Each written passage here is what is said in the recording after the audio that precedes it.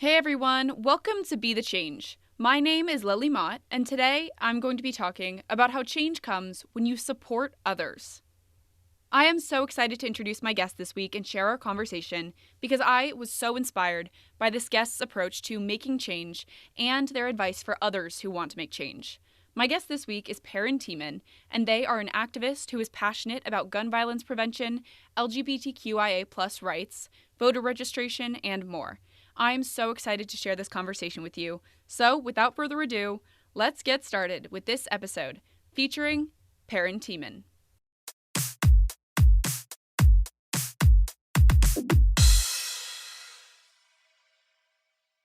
Thank you for having me, first of all. But my name is Peren Tiemann. I have been doing advocacy work of one kind or another since I was 13. So since I just turned 19, I guess that makes it like 5.5 years now. I primarily do gun violence prevention work with the organization Students Demand Action.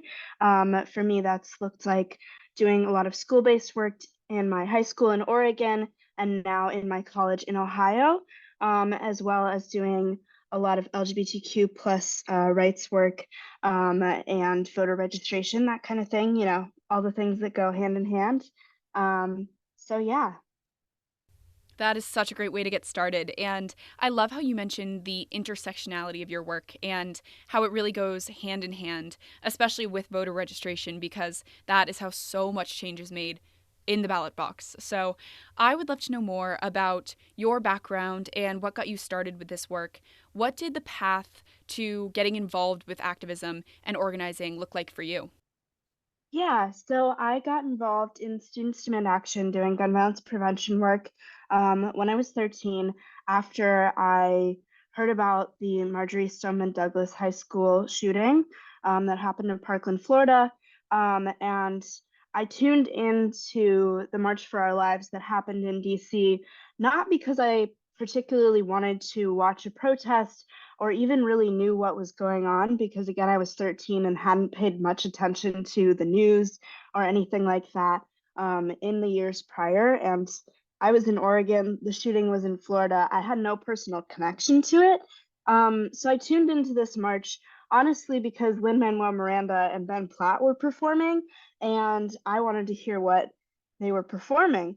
But then I was listening to these stories of these advocates who'd gone through horrible things, and was like, actually, this is unacceptable. I have to do something. But at the same time, I'm an incredibly anxious person. I was known for not speaking in my classes. It was a miracle if I raised my hand to talk about something. So I found Students Demand Action because they had a text team, which allows you to not speak to anyone. You just have to send little messages. People are like, oh, how do I get involved with this thing? And I can send back a little text saying, you can start a group at your high school. And that was the perfect level of doing something for me for a little while. And then as I got more comfortable with it, I grew into leading other texters, starting a group at my school to take action. And it all kind of, snowballed from there.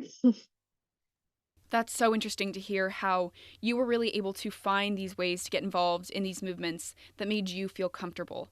And, rather than leading protests or giving big speeches, you found other ways to organize, at least at the beginning of your activism work.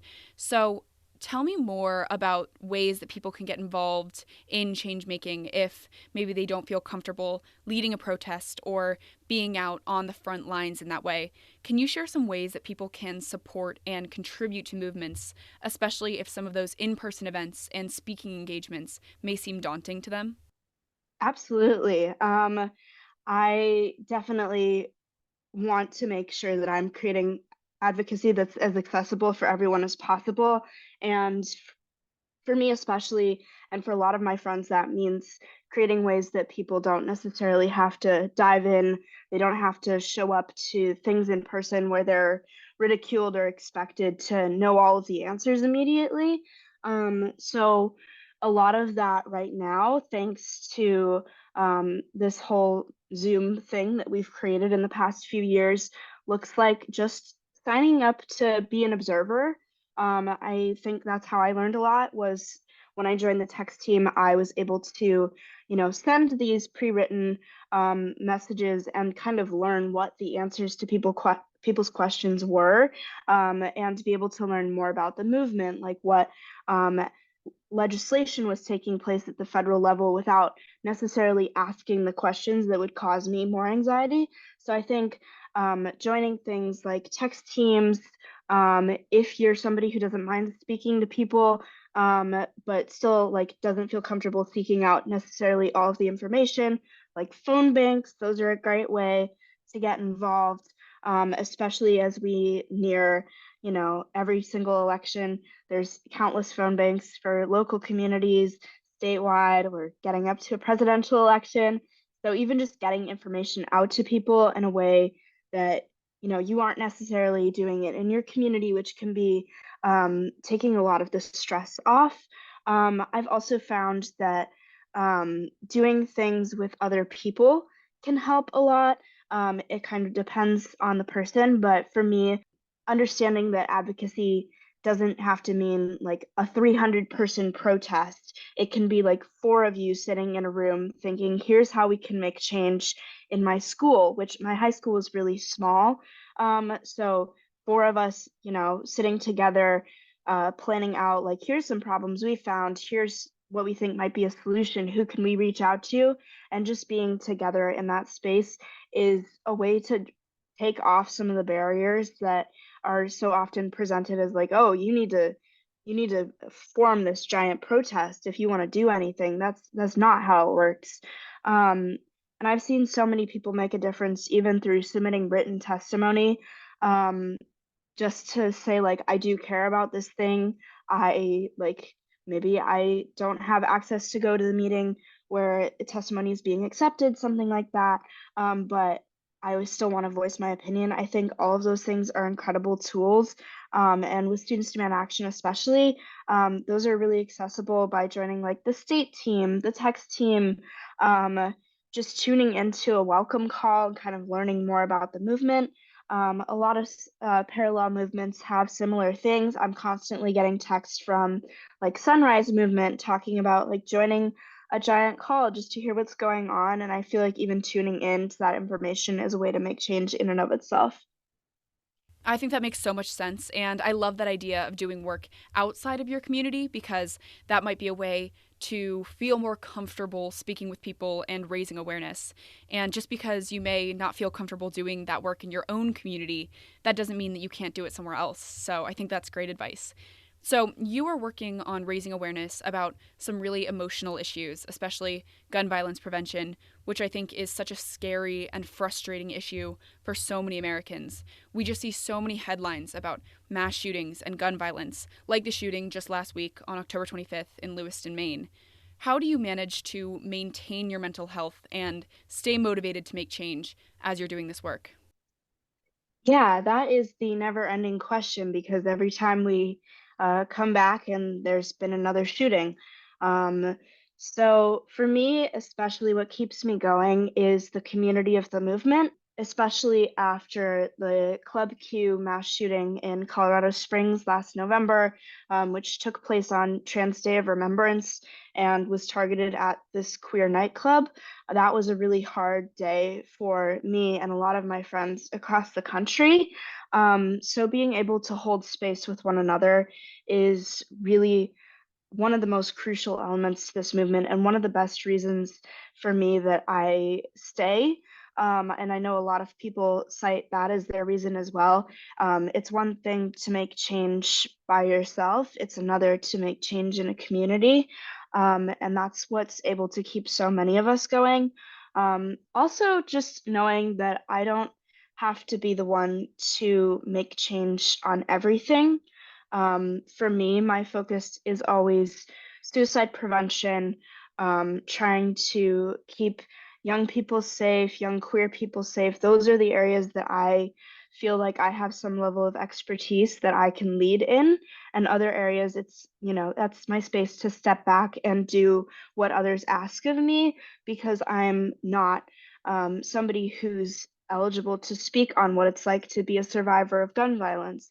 I don't know what the like best options to take action in every area are going to be. So just knowing that I don't have to be the one to lead everything is kind of the best way that I'm able to keep myself in check. Definitely. I think acknowledging those different experiences and understanding that everyone has a space to speak and lead is so important. So, along those lines, what changes are you hoping to see when it comes to these issues that you're so passionate about? There's so many. It would take hours to list every change I'd want to see, but I think the ones that are top of mind right now, especially with the Lewiston shooting in Maine last week, are a federal assault weapons ban. We need to reinstate that. It's essential to get, military grade weapons off the streets where they're being wielded by civilians. That just doesn't make any sense. So that's my main like federal policy that I have high hopes for at this particular moment. I'm always hoping for the Disarm Hate Act. That's something that would keep firearms out of the hands of anybody who is convicted of a hate crime. That will protect so many more people. Also, red flag laws in the states that don't have them. They're also known as extremist protection orders, but those are pieces of legislation that allow a family member or a member of the community to say, hey, I think this person might be in danger of causing harm to themselves or someone else. I want to petition the courts to see if we can temporarily remove firearms from their home, and that's an incredible life-saving measure for suicide, domestic violence, mass shootings, all kinds of things like that. And so many states still don't have that order. So to see that enacted in more states or on a federal level would be truly incredible. And really, I could go on, but I think the last thing that's always top of mind for me right now is anything that can secure or prevent our rights from being taken away, especially as we're seeing across the country so many states trying to remove access to gender affirming care, trying to remove books from schools. I mean, the queer people are still going to be there regardless of whether you stop talking about them. So I am incredibly passionate about making sure that young people are able to grow up seeing themselves in their schools and able to get access to the care that they need. So I would like to see those bills that are trying to restrict that go away. Thank you for sharing that. And like you said, I'm sure you could go for hours about these issues and the changes you'd like to see, but I have one more question for you. Lots of young people, especially high school students and college students, want to create change, want to make a difference, but they may not know where to get started with that work. Do you have any advice for those people who may be listening? Definitely. I certainly didn't know how to get started. I got started with a Google search, and that turned out to be an incredible option for me. Um, if there's an issue in particular that you're very passionate about, that always angers you when you turn on the news or see something posted on your social media, I would find out if there's any organizations working to fix it. Um, for me, that's taken the form of starting groups on my campuses. Depending on where you are, that may look different. Um, my campus right now is in a rather rural area, so we don't have the ability to, go to the state capitol every day, and advocate for change there. But the people I know who are doing that in states like Texas are doing amazing work, even like not as part of an organization, even on their own.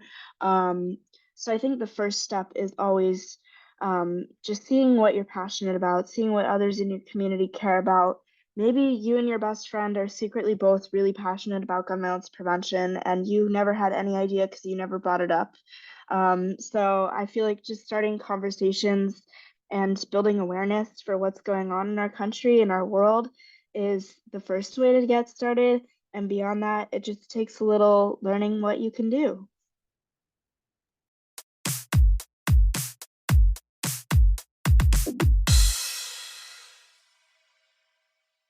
I am so glad I got to talk with Peren about their work because I think they have such a wonderful perspective on how everyone can contribute to a movement and also how everyone can support one another. Peren talked about how important it is to recognize the experiences that you've had in your life in order to inform your activism work and also to create space for people who may have had experiences that you haven't when advocating for a specific issue. Peren's advice reminded me how it can often be so much more important to listen to others than speaking yourself. And I think Peren's story and advice are great examples of how change comes when you support others.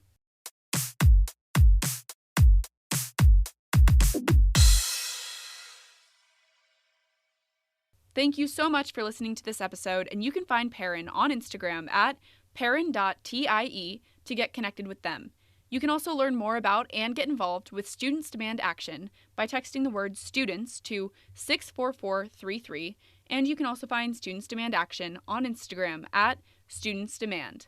If you want to talk about anything I mentioned, please reach out to me by email at lily@bethechangepodcast.org or on Instagram at Be the Change Podcast. Tune in for my next episode, but until then, be the change you wish to see in the world. Bye, guys.